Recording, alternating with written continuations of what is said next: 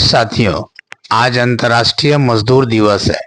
इस मौके पर RSPIML की ओर से एक पर्चा प्रकाशित किया गया, जो पर्चा मैं आपके सामने पेश करने जा रहा हूं इस तरह से।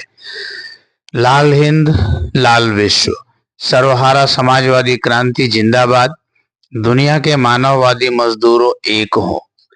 1 मई अंतर्राष्ट्रीय मजदूर दिवस का इनकलाबी पैगाम, दुनिया के मानववादी मजदूरों एक हों। सड़ गल चुकी विश्व पूंजीवादी वर्ग व्यवस्था के कायम रहते श्रमिक शोषित जनों मजदूरों के किसी भी समस्या का रंच मात्र भी हल संभव नहीं।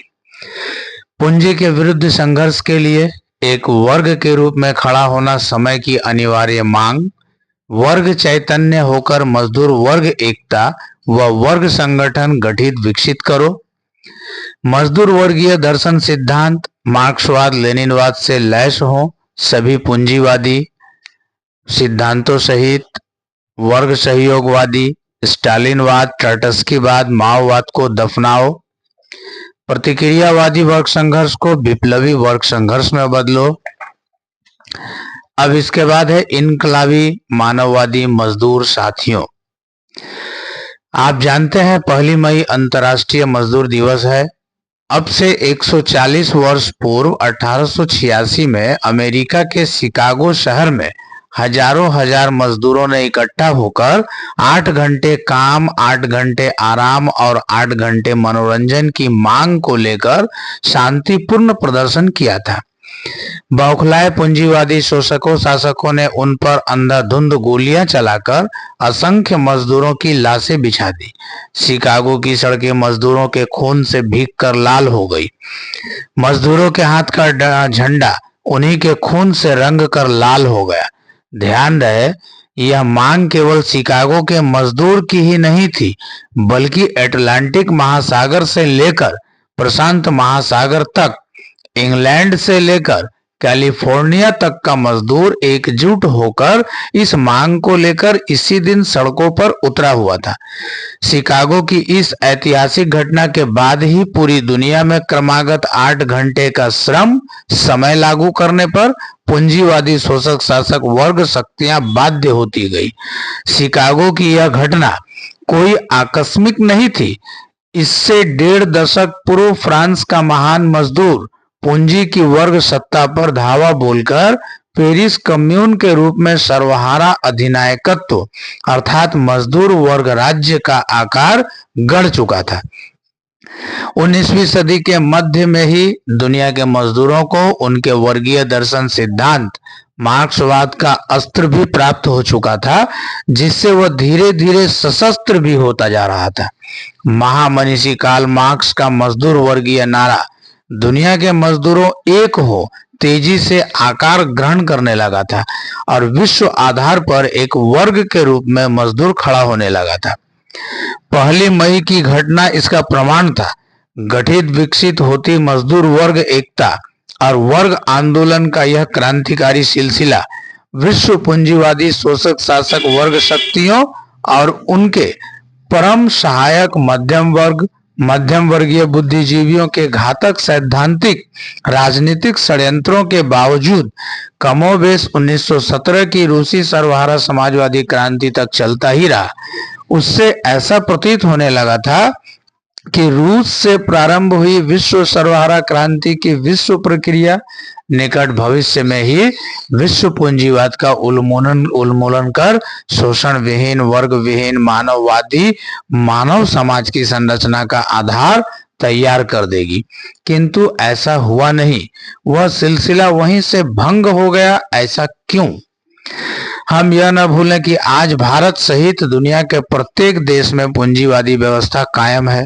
पूंजीवादी व्यवस्था श्रम शक्ति के शोषण पर टिकी मुनाफाखोर व्यवस्था होती है, जिससे समाज का सारा उत्पादन मनुष्य की जरूरतों को पूरा करने के लिए ही नहीं, बल्कि उत्पादित माल को बेचकर बाजार में मुनाफा कमाने के लिए होता है। पूंजी का मालिक एक निर्धारित समय के लिए मजदूरों की श्रम शक्ति को उसका विनिमय मूल्य अर्थात मजदूरी देकर खरीद लेता है और उस निर्धारित समय के दौरान उससे उपयोग मूल्य पैदा कराता है। मजदूर की श्रम शक्ति द्वारा सृजित माल का बाजार में विनिमय मूल्य क्या होगा, इससे न मजदूर का कोई संबंध होता है और न उसे प्राप्त मजदूरी से। अर्थात मजदूरों की श्रम शक्ति के विनिमय मूल्य यानी मजदूरी और उस श्रम शक्ति से सृजित माल के विनिमय मूल्य के बीच कोई संबंध नहीं होता।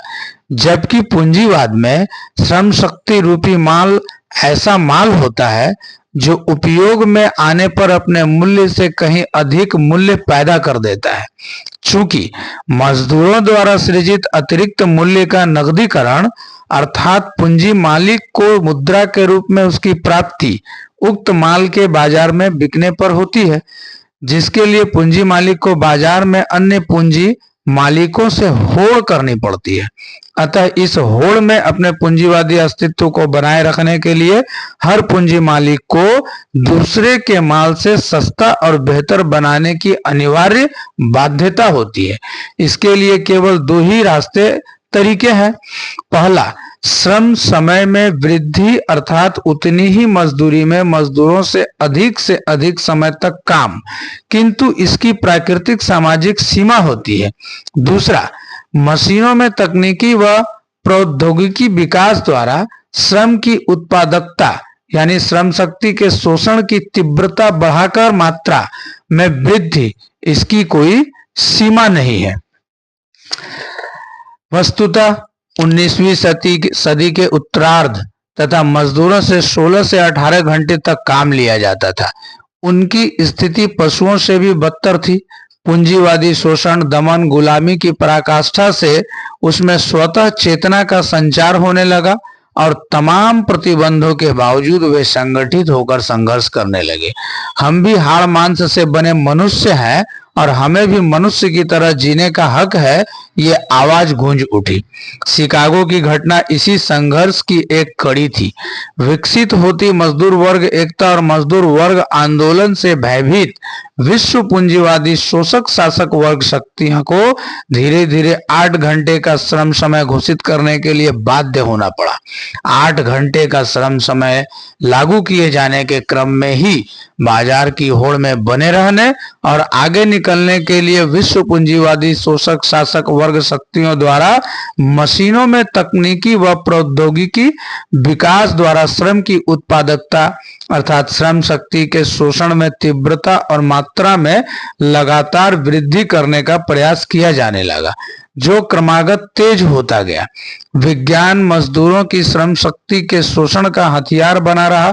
इस दौर में श्रम समय तो अवश्य 8 घंटे, अब वह पुनः 12 घंटे का हो गया है, का बना रहा, किंतु मशीनों में तकनीकी व प्रौद्योगिकी विकास के चलते श्रम शक्ति का शोषण कितना गुना बढ़ गया, इसका अनुमान सहज ही लगाया जा सकता है।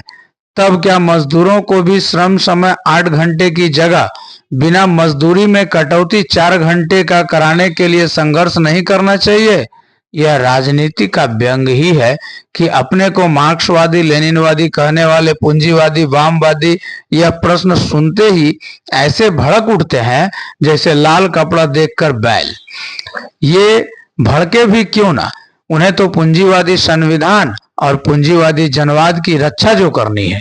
वास्तव में 1917 की रूसी सर्वहारा क्रांति के बाद महान मार्क्सवादी कॉमरेड लेनिन की लंबी बीमारी और 1924 में हुई असामयिक मृत्यु के बाद विश्व मजदूर वर्ग आंदोलन का नेतृत्व वर्ग सहयोगवादी मध्यम वर्गीय नेता शाहों स्टालिन, टाटस्की और कालांतर में माओ के हाथों में आ गया और दुनिया भर के मजदूरों को मार्क्सवाद लेनिनवाद का नकली बैनर लगाकर स्टालिनवाद जो बताता है एक देशीय समाजवाद शांतिपूर्ण सह अस्तित्व, दूसरा टाटस्कीवाद जो बताता है अस्थायी क्रांति अर्थात जनवादी क्रांति और समाजवादी क्रांति का बदरंग घोल, तथा माओवाद जो बताता है किसान क्रांति और जनवाद के नाम पर 4 वर्गों की संयुक्त तानाशाही।